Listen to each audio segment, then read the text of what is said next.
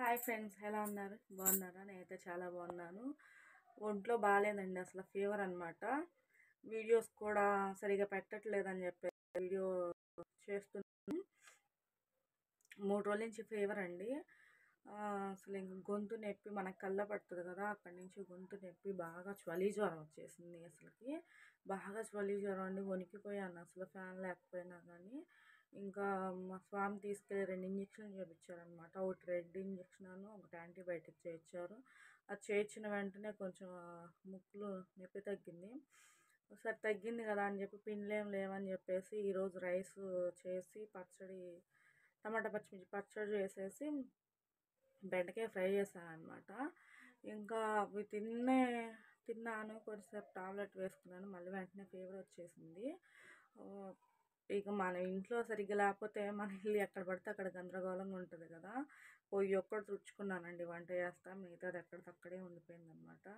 ఇంకా పిల్లలు అంటారా, పిల్లలు చేసే ఇదిలో లేరు. వాళ్ళు పొద్దున్నే పాపం ట్యూషన్కి వెళ్ళి అట్లా మళ్ళీ స్కూల్కి వెళ్ళి మళ్ళీ ట్యూషన్కి వెళ్ళి వాళ్ళు కూడా బాగా ఇబ్బంది పెట్టడం ఇష్టం లేదు. నేనే చిన్నగా చేసుకున్నాలే అని చెప్పేసి నేను పిల్లల్ని ఏం అడగలేదన్నమాట. అప్పటికి ఏదో ఒకటి చేస్తూనే ఉంటారు స్కూల్ నుంచి వచ్చిన తర్వాత. ఇల్లు అయితే చూడండి ఒకసారి ఎలా ఉంటుందో. ఈ వాతావరణానికి మాత్రం అండి కొంచెం కేర్ తీసుకొని గట్టిగా కొంచెం ఏమంటారు, పొద్దున్నే లెగవగానే ఇమ్యూనిటీ డ్రింక్స్ అంటే రోగ నిరోధక శక్తి పెంచడానికి మనం ఏదైనా డ్రింక్ చేసుకొని తాగితే బాగుంటుంది అనిపిస్తుంది నాకు. ఎందుకంటే చిన్న చిన్న వాతావరణాలు మారినప్పుడల్లా మనకి జలుబులు, దగ్గులు, జ్వరాలు వస్తుంటే కష్టమైపోద్ది కదా. మనం అన్నీ చేసుకోవాలి కాబట్టి అందుకని చెప్పేసి అలా ఏమైనా ట్రై చేస్తే బాగుండు అనిపిస్తుంది. నేను రేపటి నుంచి ట్రై చేస్తాను. మనకే కాదండి, మన పిల్లలకి, నా హస్బెండ్కి కూడా ఇస్తుంటే వాతావరణం మారినా కొంచెం వాళ్ళకి ఇలాంటివి యాడ్ అవ్వకుండా ఉంటాయి. కానీ గొంతు నొప్పి చాలా నరకం అనమాట. అసలు టీ కూడా తాగలేకపోయాను నేనైతే. కాఫీ, టీ ఏం లేవు. వేడి నీళ్ళు కూడా మింగుడు పట్టడానికి చాలా కష్టమైపోయింది నాకు మింగడానికి. 2 రోజులు ఏం తినలేదన్నమాట నేను సరిగా. బాగా నీరసం అయిపోయాను. కానీ ఇలా అయితే కష్టం కదండి. బట్టలు చూసారా, మంచం మీద బెడ్షీట్లు అవన్నీ వేసేసి ఉన్నాయన్నమాట. ఇవన్నీ సర్దాలి ఇప్పుడు. ఇంకా చూడండి, చూసారా, తోమలేదు, ఇట్లానే ఉన్నాయి. గిన్నెలు కడుక్కోవాలి. వదిలేసి వెళ్ళిపోయారనమాట. వాటర్ కాసుకోవడం ఫ్లాస్క్లో పోసి పెట్టుకున్నాను అనమాట. బట్టలు మాత్రం వాళ్ళే సర్ది పెట్టుకున్నారండి నీట్గా, నాతో పని లేకుండా. ఇంకా హ్యాంగర్ చూసారా మా చిన్నమ్మ ఎట్లా తగిలించుకుందో. వీళ్ళైతే మంచానికి తగిలించారనమాట. మా రెండో పిల్ల పని ఇది. బట్టలు అయితే ర్యాక్లో శుభ్రంగా సర్దుకున్నారు. వాళ్ళ నాన్న దగ్గర నుండి సర్దిచ్చారనమాట. అమ్మకు బాగాలేదు కదా, సర్దుకోండి అని చెప్పేసి చెప్పారు. ఇంక సర్దుకున్నారు. నేను కూడా మిగతా పని చేయాలండి. ఇంకా తప్పదు కదా, బాగున్నా బాగాలేకపోయినా ఇంట్లో పని అన్నా చేసుకోవాలి. హాయ్ అండి, వెల్కమ్ టు మై ఛానల్ అండి, రత్న వ్లాగ్స్. ఇందాక స్టార్టింగ్లో చెప్పలేదు నేను ఆ మాట, అందుకని ఇప్పుడు వీడియో వంట చేస్తున్న వీడియో చూస్తూ చెప్తున్నాను.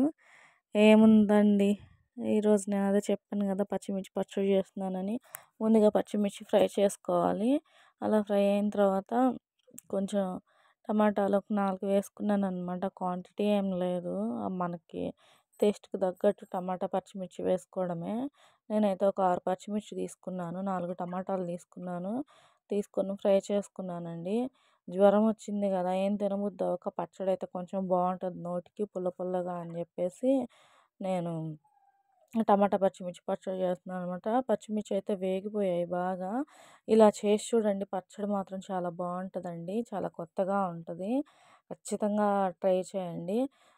మా స్వామి దీక్ష తీసుకున్నారని చెప్పేసి నేను వెల్లుల్లిపాయ వేయలేదు, కానీ వెల్లుల్లిపాయ వేస్తే చాలా బాగుంటుంది. నేను వెల్లుల్లిపాయ ఒక్కటే వేయలేదు, మీరు వెల్లుల్లిపాయ వేసుకొని ట్రై చేయండి. పచ్చడి చాలా బాగా నచ్చుతుంది మీకు కూడా.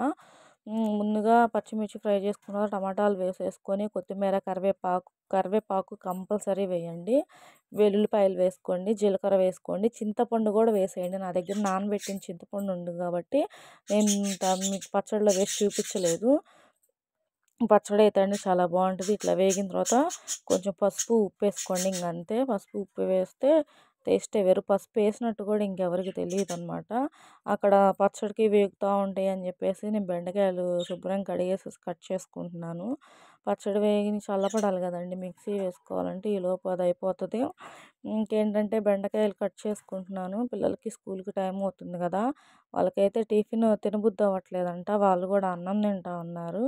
ఇంకా అడిగారు కదా అని చెప్పేసి నేను కూడా తినొచ్చులే అని చెప్పేసి వాళ్ళ కోసం నా కోసం వండాననమాట. మా స్వామి అయితే గుళ్ళో సద్ది చేస్తారు. అందుకని మా వరకే, పిల్లల వరకు నా వరకే అనమాట. ఇక బెండకాయలు శుభ్రంగా కడిగేసేసుకొని బెండకాయ ఫ్రై కూడా ఇలా చేసి చూడండి బాగుంటుంది. మాకు కొంచెం కరకరలాడాలన్నమాట. చాలామంది కొంచెం మెత్తగా తింటారు. మాకైతే చుక్కుడుకాయ గోరుచిక్కుళ్ళు ఉంటాయి కదండీ! అదొకటి, ఇట్లా బెండకాయ ఒకటి బాగా కరకరలాడితేనే మాకు ఇష్టం. ఆయిల్‌లో బాగా ఫ్రై చేసుకోవాలి. అలా అని చెప్పేసి మరీ ఓవర్ ఆయిల్ ఏమి వేయమన్నమాట. బా బెండకాయలు మాత్రం అసలు జిగట ఉండకూడదు. అవి కట్ చేసుకున్నాను కదా! ఇంకా ఇవి చల్లారిపోయినాయి అని చెప్పేసేసి టమాటా చల్లగైపోయిందని చెప్పేసి చింతపండు గుజ్జు ఉందని చెప్పాను కదా! అది తీసేసుకొని కొంచెం వేసేసుకొని మిక్సీ వేసుకున్నాననమాట. నిజంగా పచ్చడి అయితే చాలా బాగుంది. వెల్లుల్లిపాయ ఒక్కటే తక్కువైంది కానీ వెల్లుల్లిపాయ కూడా వేస్తే బాగుండు అనిపించింది నాకైతే. మా పిల్లలు బాగా ఇష్టంగా బెండకాయ ఫ్రై కన్నా కూడా పచ్చడే బాగా తిన్నారు. మా అమ్మాయి నేను మిక్సీ వేస్తాను వచ్చింది. నేను వీడియో తీస్తున్నానని చెప్పేసేసి వెళ్ళిపోయిందనమాట. నేను నేను చెత్తగా ఉన్నాను, నేను దిగను అని చెప్పి నేను వీడియో నన్ను తీయొద్దని చెప్పేసి వెళ్ళిపోయిందనమాట. కానీ పచ్చడి చాలా బాగా వచ్చిందండి. మీరు కూడా ఖచ్చితంగా ట్రై చేయండి. చాలా బాగుంటుంది. మనం ఎప్పుడైతే మామూలుగా పసుపు, వెల్లుల్లిపాయ, కరివేపాకు వేసుకోరు కదా! అంటే మిక్సీ వేసేటప్పుడు వేస్తారు. కానీ ఇలా పచ్చడిలో వేసుకోండి.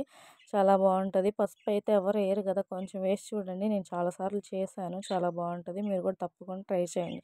ఇక బెండకాయలు పచ్చడి అయిపోయింది కదా! కట్ చేసుకున్న బెండకాయలు పొయ్యి వెలిగించేసేసుకొని ఆయిల్ పోసేసుకొని కొంచెం పోపు దినుసులండి. నేను ఉల్లిపాయ కూడా ఎక్కడ వాడట్లేదు.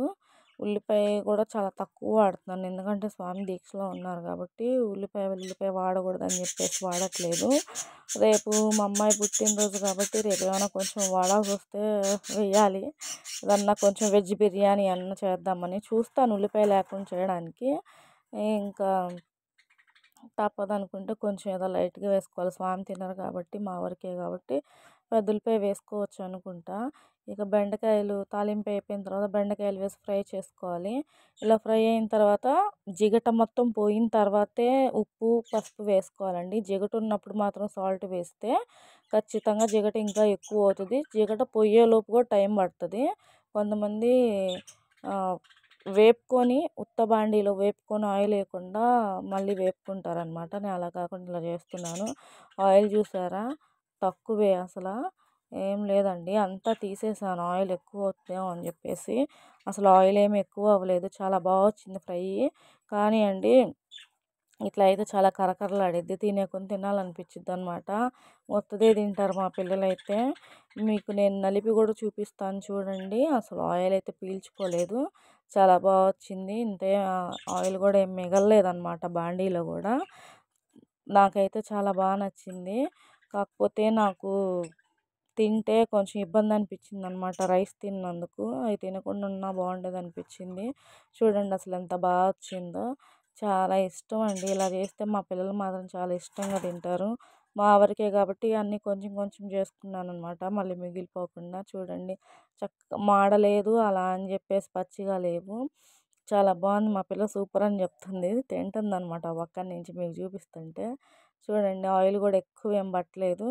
ఇంతే అండి. చాలా సింపుల్గా బెండకాయ ఫ్రై, టమాటా పచ్చిమిర్చి పచ్చడి ఒకసారి ట్రై చేసి చూడండి. మీకు చాలా బాగా నచ్చింది. మా చిన్నపిల్ల నన్ను వీడియో తీ అంటుందన్నమాట. ప్లేట్లో వేసుకుంటే అన్నం కింద పడిపోయిద్దని అలా వేసుకుందనమాట. గిన్నెలో వేసుకొని తినదనమాట. ఈ వీడియో కనుక నచ్చితే ప్లీజ్ సబ్స్క్రైబ్.